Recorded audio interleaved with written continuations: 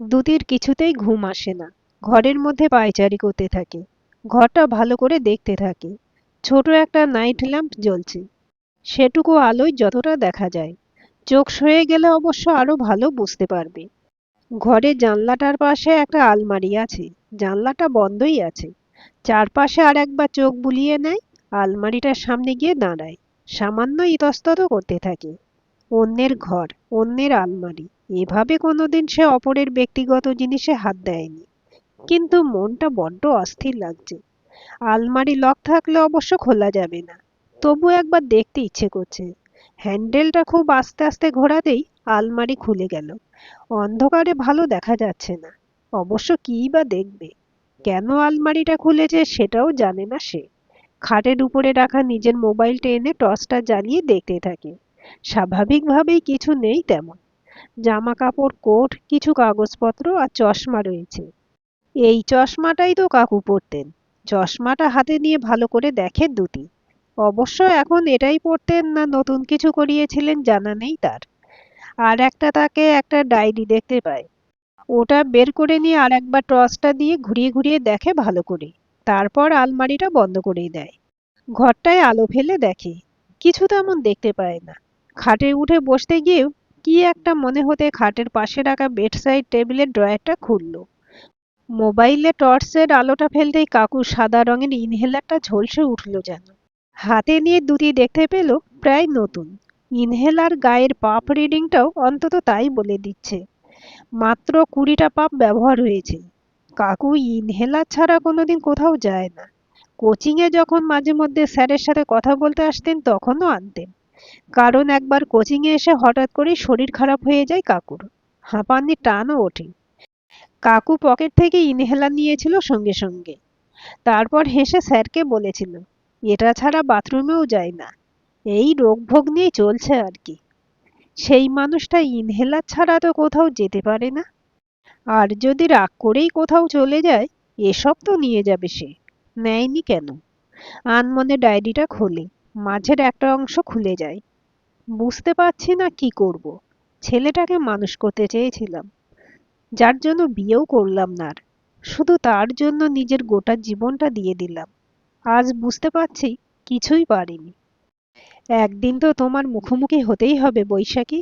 কি জবাব দেব তোমায় আমি? আমি পারিনি বৈশাখী। তোমার দেওয়া কথা আমি রাখতে পারিনি। আমি চেষ্টা করেছিলাম ভালোবাসায় মুড়ে রাখতে তোমার আদরের শেষ স্মৃতিকে। কিন্তু সব ছিঁড়ে সে টুকরো টুকরো করে দিয়েছে। তোমার মুখ চেয়ে আমি তার সব অন্যায় মাটি চাপা দিয়ে এলাম। কি করে মেনে নিতাম যে চোখের সামনে আমার ওইটুকু ছেলেকে পুলিশ যখন ধরে নিয়ে যেত? সুচি, তোর দাদাকে ক্ষমা করে দিস। আমি তোকে বাঁচাতে পারিনি। আমি বুঝতেই পারিনি ঘুমের মধ্যে কখন রণ আমার পাশ থেকে উঠে তোর ঘরে চুপি চুপি ঢুকে ওভাবে তোকে কুপিয়ে মেরে ফেলবে।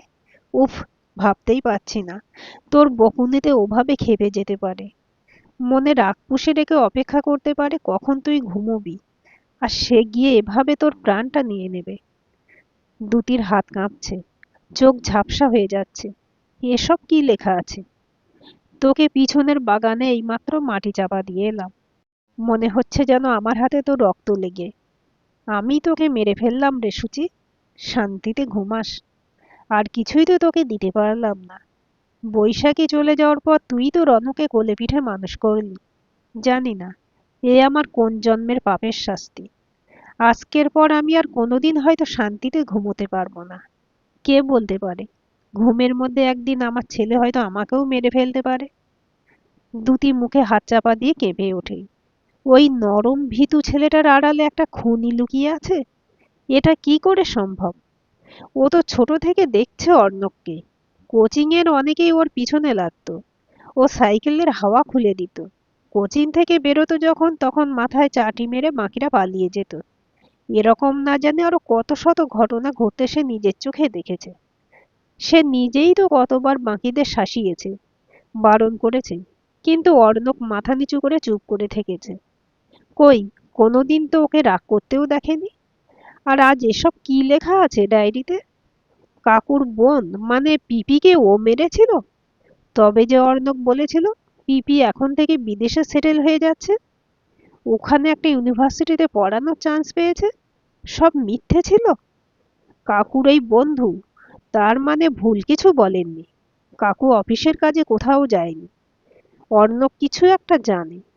ওই কিছু করেনি তো? দুতির এখন কি করা উচিত? কিছুই তো বুঝতে পারছে না। কাকুর খোঁজ করবে, নাকি চলে যাবে এখান থেকে? অর্ণবকে গিয়ে সরাসরি জিজ্ঞেস করবে? আর তাদের বিয়ে?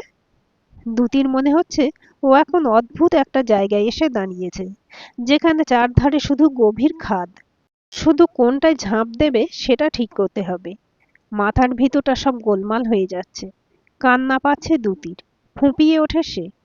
অর্ণব নিজের ঘরে চেয়ারে বসে মোবাইলে একমনে দুতির কান্না দেখে কেঁদে ফেলে। সে কোনোদিন দুতিকে কাঁদাতে চায়নি, কিন্তু তবু আজ সেটাই হলো। মোবাইলে সিসিটিভি অ্যাপটা মনিটর অফ করে দেয়। নিচের বাবার ঘরে, রান্নাঘরে, তার ঘরে, আর এই বাইরের ঘরটায় সিসিটিভি ক্যামেরা লাগানো আছে। এই তো কয়েক মাস আগেই লাগানো হয়েছে। দুতি কখনো আসেনি তো, তাই বেচারি জানে না। জানলে নিশ্চয়ই ঘরটার অত তল্লাশি নিত না। অর্ণবের খুব কষ্ট হচ্ছে দুতিকে এভাবে কাঁদতে দেখে। এইভাবে কষ্ট পেতে কি দেখা যায় দুতিকে? যায় না, একদম যায় না। চোখ মুছে অর্ণব উঠে দাঁড়ায়। একটু খারাপও লাগছে আবার। দুতি তাকে বিশ্বাস করলো না। ভালোবাসলে নিশ্চয়ই চোখ বুজে বিশ্বাস করতো। তাকে কেন যে কেউ ভালোবাসতে পারে না, এটা ভাবলেই মাথার ভিতর কেউ যেন দুম দুম করে হাতুড়ি মারে। উফ, লাগছে তো। অর্ণব মাথা চেপে বসে পড়ে আবার। তমসা দ্রুত হাতে রান্নাঘরের পাট চুকিয়ে ব্যাগটা হাতে নিয়ে টেবিলে চলে আসি। একেবারে খেয়ে অফিসে বেরিয়ে যাবে। ও আর অরুণোদয় একসাথেই বেরোয় প্রায়। টেবিলে ব্রেকফাস্ট সাজিয়ে বসতেই তমসা দেখে অরুণোদয় চামচটা নিয়ে নাড়াচাড়া করছে ঠিকই, কিন্তু খাচ্ছে না কিছুই। অন্যমনস্ক হয়ে কি যেন চিন্তা করছে। কাল রাত থেকেই দেখছে কিরকম যেন অস্থির হয়ে আছে মানুষটা। ভেবেছিল অফিসের কিছু নিয়ে হয়তো চিন্তায় আছে, কিন্তু আজ তো তেমন মনে হচ্ছে না। কারণ অফিসের কাজ বাড়িতে নিয়ে আসার মানুষ উনি নন। চিরটা কাল খুব সুন্দরভাবে এসব ব্যালেন্স করে এসেছেন তিনি। থাকতে না পেরে তমসা অরুণোদয়কে জিজ্ঞেস করে ওঠে, কি হলো বলো তো তোমার? কাল থেকে দেখছি কিছু একটা নিয়ে অস্থির হয়ে আছো কেন? অরুণোদয় তাকায় তমসার দিকে। কিছু হয়েছে? বুঝতে পারছি না তমসা, কিন্তু মনটা বড্ড কুগাইছে। মানে, কি হয়েছে? খুলে বলো আমায়। তোমার তো দেরি হয়ে যাবে। তুমি বরং বেরিয়ে পড়ো। রাতে না হয়। কিচ্ছু দেরি হবে না। কাল থেকে দেখছি তুমি অন্যমনস্ক হয়ে আছো। রাতেও ঠিক করে ঘুমাওনি। পায়চারি করছিলে ঘরময়। তুমি বলো, আমি শুনছি। তুমি তো তিমিরকে চেনো। হ্যাঁ, কেন চিনব না? তিমিরদা কতবার এসেছেন। তোমার এতকালের বন্ধু। বিয়ের পর থেকেই তো দেখছি। কি হয়েছে তিমিরদার? শরীর খারাপ? না, তিমিরের কোনো খবর নেই। খবর নেই মানে? তিমির অফিসে আসছে না বেশ কয়েকদিন হলো। আমিও ভেবেছিলাম হয়তো শরীর খারাপ, কিন্তু কোনো লিভ অ্যাপ্লাই করেনি। তাও ভাবলাম অফিসে এসে পরে হয়তো করবে। কিন্তু কাল হঠাৎ ওর ছেলের সঙ্গে দেখা। অরুণোদয় ভুরু কুঁচকে আবার যেন চিন্তায় পড়ে যান। তমসা বলে ওঠে, কি বললো ছেলে? জিজ্ঞাসা করলে তুমি? হুম, করলাম তো। যা বললো শোনার পর থেকে আমি কিছুতেই আর। কেন? কি হয়েছে? কি বললো? ডাহা মিথ্যে বললো। শুধু ভাবছি মিথ্যেটা কে বলছে, তিমির নাকি ওর ছেলে? মিথ্যে মানে?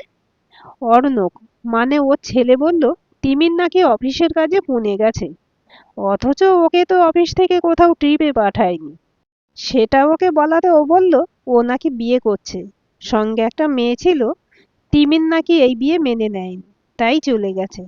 অদ্ভুত লাগলো। ছেলেটা যে প্রেম করে সেটা শুনেছিলাম তিমিরের মুখে। সম্পর্ক নিয়ে কোনোদিন বিরূপ মন্তব্য করেনি সে।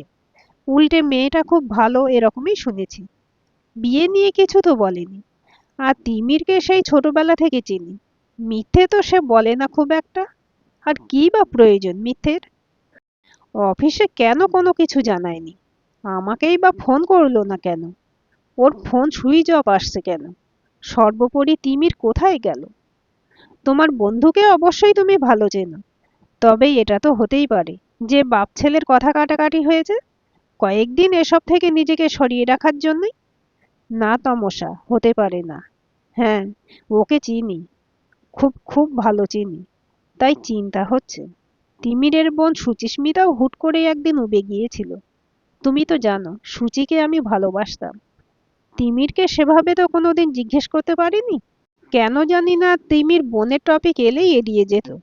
তিমির মিথ্যে বলতো আমি জানি, ও মিথ্যে বললেই ঠোঁট কাঁপতো। সুচিকে কত খুঁজেছি, পাইনি। সুচি আমাকে না বলে চলে যাবে দেশের বাইরে? এটা হতেই পারে না। ঠিক তেমনি আজ তিমিরও একই রকম ভাবে হারিয়ে গেছে। অস্বাভাবিক লাগছে তমসা। আমি জানি না তোমাকে বোঝাতে পারছি কি না। আমার মন মানছে না। কেন জানি না, আমার মনে হচ্ছে কিছু একটা ব্যাপার আছে। হুম, বুঝতে পেরেছি। চলো তাহলে। অবাক হয়ে অরুণোদয় তাকায়। কোথায় যাব? তিমিরদার বাড়ি। গিয়ে ছেলেটাকে জিজ্ঞাসা করি।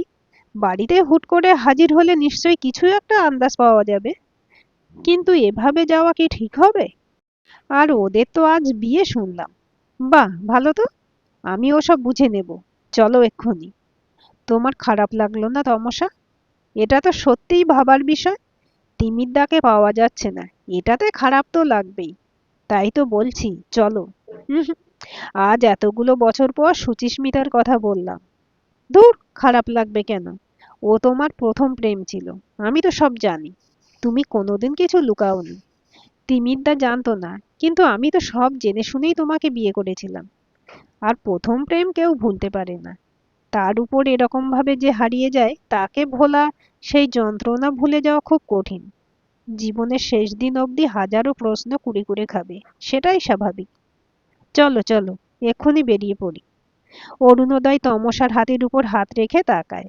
নিশ্চিন্ত হয়। তার একমাত্র ভরসার জায়গা তমসা। চোখটা কোনো মতে খোলে দ্যুতি। পারছে না সে তাকাতে। আর এত শক্ত করে পিস মোড়া করে বেঁধেছে, নড়তে চড়তেই পারছে না। হাত পা মুখ সব বেঁধে কোথায় যেন একটা ফেলে রেখেছে তাকে। আবছা আবছা মনে পড়ছে ওই ডায়েরি পড়তে পড়তে জল খেলো, আর তারপরে ঘুম এসে যাচ্ছিল। কিছুতেই চোখ খুলে রাখতে পারছিল না। ওই সময় অর্ণকে হাসতে হাসতে ঢুকতে দেখলো। তারপর আর কিছুই মনে নেই। দ্যুতির চোখ ছলছল করে ওঠে। নিজেকে এত অসহায় কোনোদিন লাগেনি। আজ এই শেষ মুহূর্তে পিউয়ের কথা খুব মনে পড়ছে। দিদি, আমি কাঁদছি। তুই তো এটাই চেয়েছিলিস বল। দেখ, আজ আমি তোকে দিদি বলে দিলাম। যদিও তুই শুনতে পেলি না, আর হয়তো সুযোগও পাবো না। তোকে আমি খুব ভালোবাসি দিদি। তুই ভালো থাকিস, এইটুকুই চাইবো। চোখ দিয়ে ঝরঝর করে জল পড়ে যায় দ্যুতির। ঘুম থেকে উঠে অর্ণক আয়নার সামনে দাঁড়ায়। নিজেকে ভালো করে দেখে। বেশ ফ্রেশ লাগছে আজ। বহুকাল পর মনটা খুশি খুশি আজ। বিয়েটা বাড়িতেই হয়ে যাবে। ঝুট ঝামেলা রইল না। ওই তো শুধু সিঁদুর পরিয়ে দিলেই হবে তো নাকি? তারপরেই ভুরু কুঁচকে ভাবতে বসে। দ্যুতি যদি বেঁকে বসে? তারপরে আবার হাসে। দ্যুতিকে ঠিক বুঝিয়ে দেবে।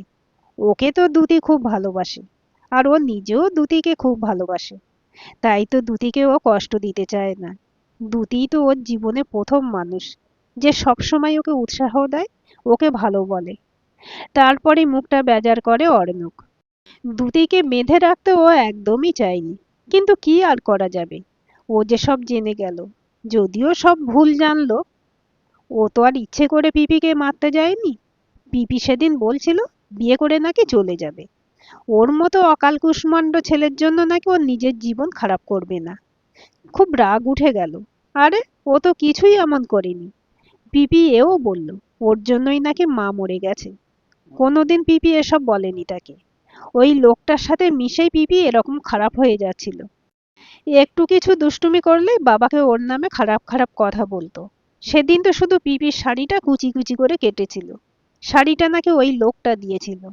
ওকে ছেড়ে নাকি চলে যাবে। দিয়েছে বাবাকে বলে। বাবা তো জানতোই না পিপি প্রেম করছে। কিন্তু বাবা মেনে নিল। ব্যাস, পিপি সুযোগ পেয়ে গেল। বাবার কাছে ওই লোকটার নামে উল্টোপাল্টা বলতেই দুজনে খেপে গেল। আর পিপি তো, উফ, সেদিন পিপি বাবাকে সব বলে দিল। পিপির খরগোশটাকে আমি দুদিন আগে গলা মুচড়ে মেরে ফেলে দিয়েছিলাম। পিপিকে বছর তিনেক আগে আমি সিঁড়ি দিয়ে ধাক্কা দিয়েছিলাম। যদিও বিশেষ কিছুই হয়নি। পিপির পায়ে সেবার শুধু ফ্র্যাকচার হয়েছিল। আর কয়েকটা স্টিচ পড়েছিল মাথায়। বাবা শুনেই তো আমাকে বেল্ট দিয়ে মারলো। পিপি ওই লোকটার কাছে যাবে বলেই তো আমার নামে সব খারাপ খারাপ কথা বলে বাবাকে উত্তেজিত করলো। আমি যেতেই দিলাম না, তাই আর। হাসে অর্ণব। যাকগে, এসব পুরনো কথা। দ্যুতির সাথে একবার কথা বলে দেখতে হবে। যদি মেনে নেয় তো ভালো, নয়তো সারা জীবন এভাবেই আটকে রাখবে। আর পিপির মতো পালাতে চাইলে বা বাবার মতো উল্টোপাল্টা বললে না হয়। ব্রাশ করে ফ্রেশ হয়ে নেয় অর্ণব। রান্নাঘরে গিয়ে একটা বাটি নেয়। বাটিতে গুঁড়োর দুধ নিয়ে তার সাথে টক দই মেশায়। আজ তো তাদের বিয়ে। গায়ে হলুদ হবে তো তার আর দ্যুতির। বাড়িতে কাঁচা হলুদ তো নেই, তাই এই নতুন টাইপের গায়ে হলুদ। দ্যুতি নিশ্চয়ই খুশি হবে। গায়ে হলুদ আর ফেস প্যাক দুটোই হয়ে যাবে। হেসে ওপরে যায় অর্ণব। দ্যুতি। ঘৃণার দৃষ্টিতে তাকায় দ্যুতি। রাগ করেছিস? চোয়াল শক্ত হয় দ্যুতির। দেখ, পরে একদিন সময় করে না হয় সব গল্প বলবো তোকে। যা জেনেছিস সেটাই সত্যি নয়। আজকের দিনে এসব বাদ দে বরং। আজ আমাদের বিয়ে, মনে আছে তো? হাসে অর্ণব। আমরা বাইরে আর কোথাও যাচ্ছি না, বরং বাড়িতেই সব করে নি। মন্ত্রের জন্য ইউটিউবের ভিডিও আর সিঁদুর তো আছেই। ও, মালা লাগবে না? দাঁড়া, 1 মিনিট।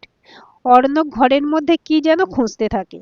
তারপর কি একটা কুড়িয়ে নিয়ে দ্যুতির কাছে এসে বসে। বিস্ফারিত চোখে দ্যুতি তাকিয়ে থাকে। অর্ণবের হাতে দুটো দড়ি। এই যে মালা। একটা দ্যুতির গলায় পরিয়ে আর একটা নিজে পরে নেয়। এটা দিয়ে সুন্দর মালা বদল করে নেব আমরা, কেমন? আচ্ছা, তুই ভেবে নে একটু। তুই যদি রাজি থাকিস তাহলে আমরা সুন্দরভাবে একসাথে সংসার করতে পারি। শুধু কথা দে, আমাকে ঠকাবি না। পিপির মতো চলে যেতে চাইবি না। বাবার মতো গালাগালি দিবি না। তাহলে তোর বাঁধনগুলো খুলে দিতে পারি। দ্যুতি ভাবে, এ কোন অর্ণবকে দেখছে সে? কোনোদিন স্বপ্নেও ভাবতে পারিনি এরকম কিছু ঘটতে পারে। কোনো উপায় দেখতে পাচ্ছে না সে। কিভাবে পালাবে এখান থেকে? কাকু যে বেঁচে নেই সেটা তো বেশ ভালোই বুঝতে পারছে। শুধু ভেবে অবাক লাগছে। নরখাদ্যকের রূপ এরকমও হতে পারে। না, আপাতত থাক। শোন, চা করে আনছি। আগে চা। ও, চা খেতে গেলেও তো মুখ খুলতে হবে। তখন যদি চিৎকার করিস আবার। হুম, এসব করা যাবে না। আজ কিছু আর খাস না। বিয়ের দিন তো উপোস করতেই হয় বল। আমিও খাচ্ছি না কিছু, ওকে?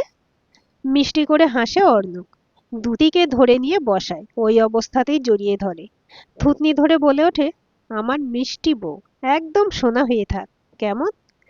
কাঁচা হলুদ তো নেই, তাই দেখ, গুঁড়ো হলুদ আর টক দই দিয়ে আমি কি সুন্দর ব্যবস্থা করেছি। তোর আর আমার গায়ে হলুদ হবে তো বল। দাঁড়া। অরণ্যক হাতে এক খাবলা মিশ্রণটা নিয়ে নিজের মুখে মাখে। তারপর নিজের গাল দুটো দ্যুতির গালে ভালো করে ঘষে। হাতে লেগে থাকা বাকিটা দ্যুতির মুখে ঘষে দেয়। দ্যুতি পাথরের মতো বসে আছে।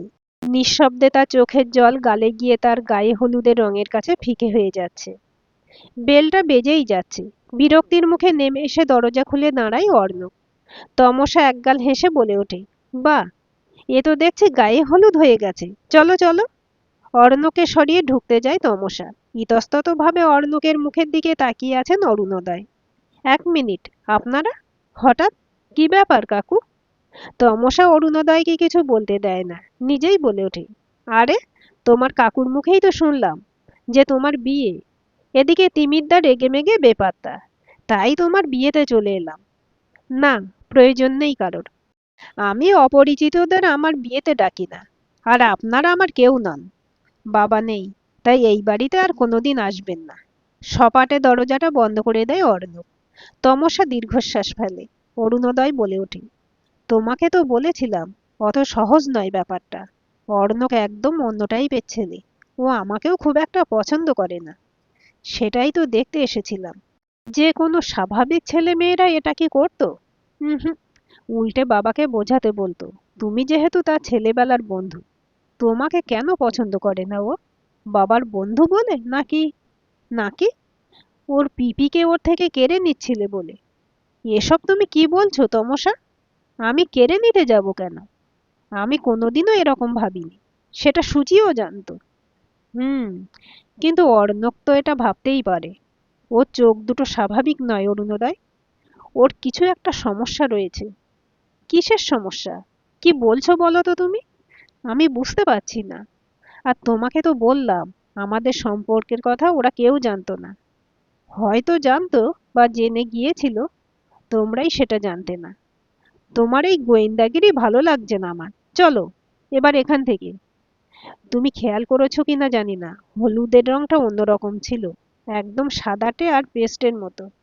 ধুর, এখনকার মেয়েরা কেউ এইসব কাঁচা হলুদ বেটে লাগাতে চায় না, এসবই লাগায়। ঠোঁট কামড়ায় তমসা, মনের ভিতরে তোলপাড় চলছে। কিছু একটা মিস করে যাচ্ছে মনে হচ্ছে। কি যেন একটা অস্বাভাবিক জিনিস, সেটা সে দেখেছে অথচ কিছুতেই মনে করতে পারছে না। বারবার পুরো দৃশ্যটা মনে মনে ঝালিয়ে নিচ্ছে সে, তবু কিছুতেই বুঝতে পারছে না। গাড়ি করে অর্ধেকের বেশি রাস্তা পেরিয়ে আসার পর হঠাৎই মাঝ রাস্তায় সে চিৎকার করে ওঠে, এই এই, গাড়ি ঘোরাও, এক্ষুনি চলো। ইস, এটাই এটাই মনে করতে পারছিলাম না। দেখো, এইভাবে অন্যের বাড়িতে বারবার বিরক্ত করা যায় না। ও যা ছেলে, পুলিশে হ্যারাসমেন্টের কমপ্লেন করে দেবে হয়তো। উফ, বুঝতে পারছো না তুমি? কি বুঝতে পারছি না? ছেলেটার গলায় একটা দড়ি বাঁধা ছিল, মালার মতো করে। তো কি করব আমরা? ও স্বাভাবিক নয় অরুণোদয়। ও মেয়েটাকে মেরে ফেলবে হয়তো, এর আগেও করেছে হয়তো। যা, এইবার বাড়াবাড়ি করছো। সব জায়গায় তোমার ডাক্তারি না? সাইকোগুলোকে চিকিৎসা করতে করতে সব জায়গায় ওসব দেখো। বাড়ি চলো। কেন যে বললাম তোমায়। হাত চেপে ধরে তমসা। ভালো করে পুরনো কথাগুলো মনে করে দেখো অরুণোদয়। কখনো সুচরিতা বা তিমিরদার কাছে কোনো কিছু হুট করে নষ্ট হয়ে গেছে, মরে গেছে, ভেঙে গেছে অস্বাভাবিকভাবে, এসব শুনেছ কিনা? ভুরু কুঁচকে ভাবে অরুণোদয়। ধুর, এভাবে কিছু মনে থাকে নাকি? তমসা একদৃষ্টে তাকিয়ে থাকে। না, আমার তো মনে পড়ছে না। এর আগে আর কারোর মৃত্যুর কথা শোনোনি এই বাড়িতে?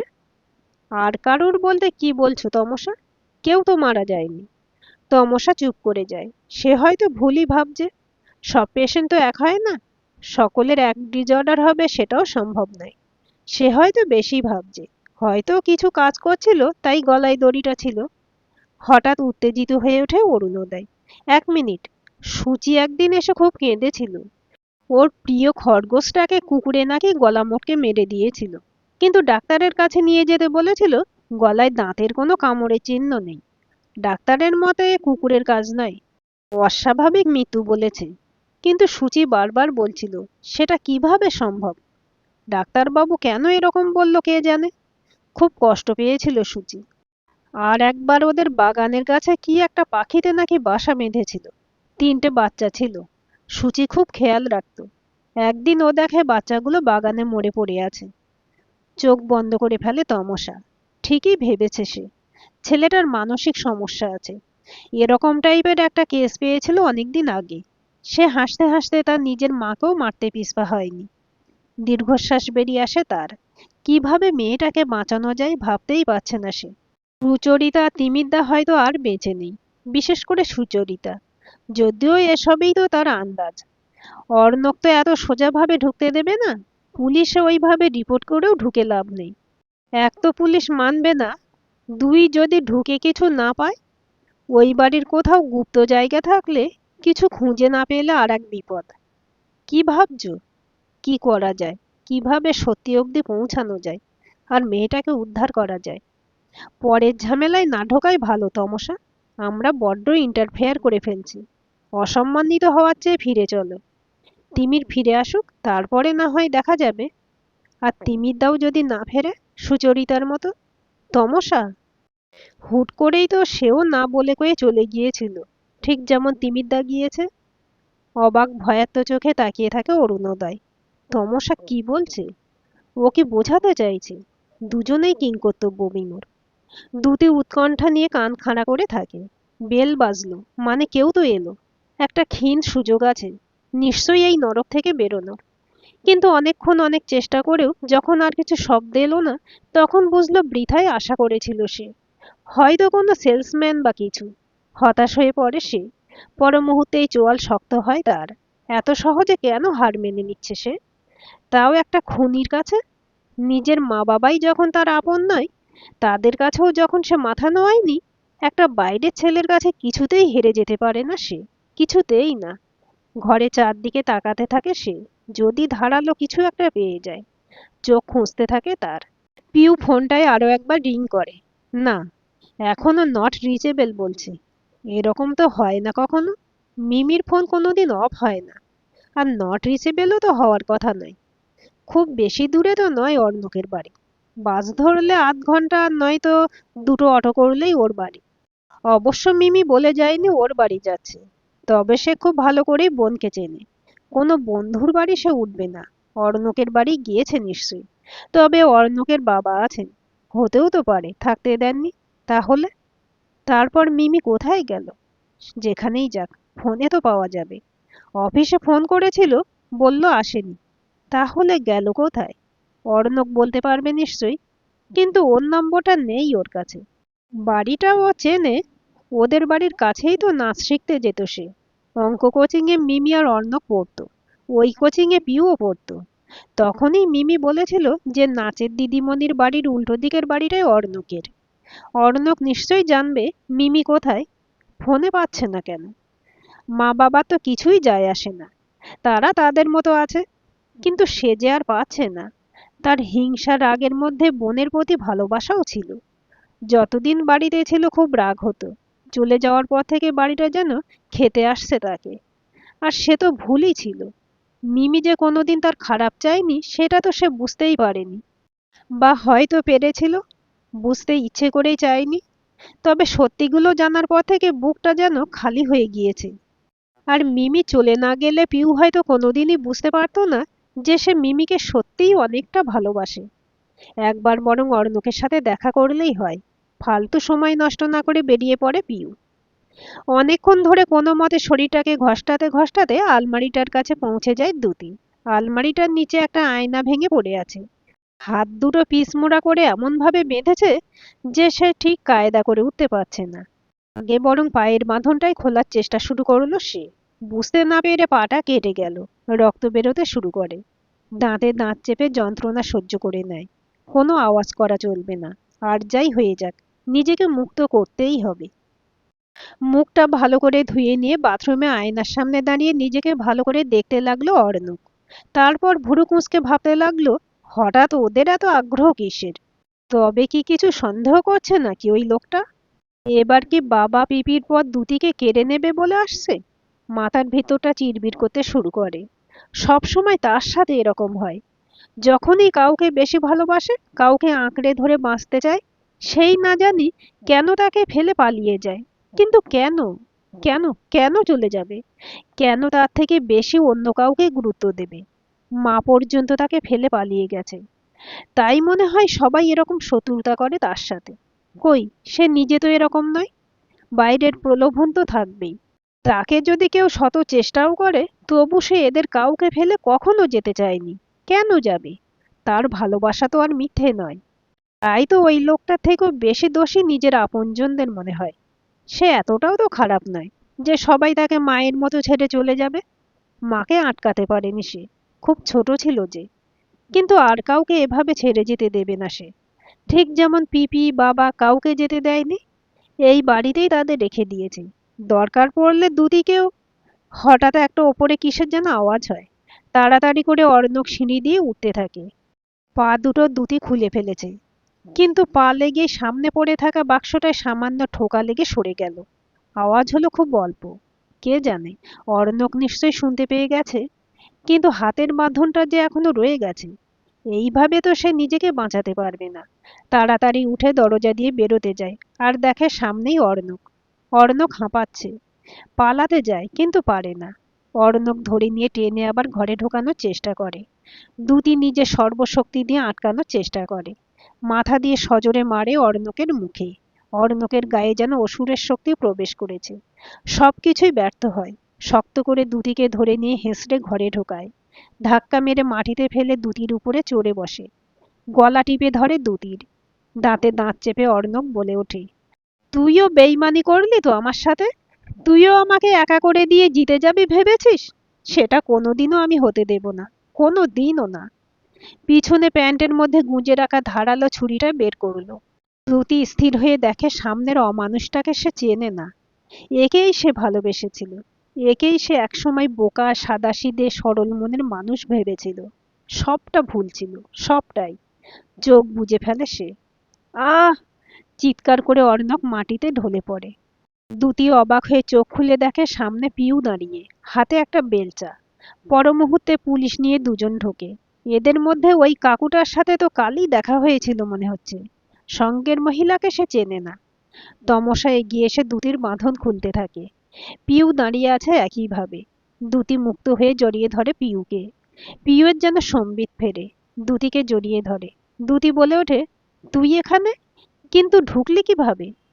এনসিসি ট্রেনিংটা অবশেষে কাজে লেগে গেল। খুব একটা খারাপ ছিলাম না তো। তুই তো ওটাতে বেস্ট ছিলিস। দুই বোনে হাসে। অর্ণকে তুলে নিয়ে চলে যায় কিছু পুলিশ। দ্যুতি নিজের সম্পূর্ণ বয়ান দেয়। ডায়েরি সম্বন্ধে সব বলে। যদিও সেটার আছে নাকি জ্বালিয়ে দিয়েছে সেটা সে জানে না। তবে প্রয়োজন পড়বে না নিশ্চয়ই। মূর্তি ভাঙলেই প্রমাণ পাওয়া যাবে। আর বাগান খোঁড়াও শুরু হয়ে গেছে। জোর কদমে তল্লাশি শুরু হয়েছে। ওখানে আর থাকতে চায় না দ্যুতি। দ্যুতি আর পিউকে নিয়ে তমসা অরুণাভ নিজেদের গাড়িতে ওঠেন। পুরোটা রাস্তা সবাই চুপ থাকে। অরুণাভর চোখ ছলছল করে। তমসা অরুণাভর হাতে হাত রাখে। বাড়ি ফিরে তমসা সকলের জন্য ভালো করে চা নিয়ে বসে। দ্যুতি প্রথমে বলে ওঠে, আপনার কি কালই সন্দেহ হয়েছিল কাকু? হ্যাঁ, তবে এরকম কিছু হতে পারে সত্যিই ভাবতে পারিনি। সেটার বাকি প্ল্যানটার ক্রেডিট তমসার। আমরা তিমিরের বাড়ির কাছাকাছি এসে দেখি একটা মেয়ে ওর বাড়ির গেট দিয়ে ঢুকছে।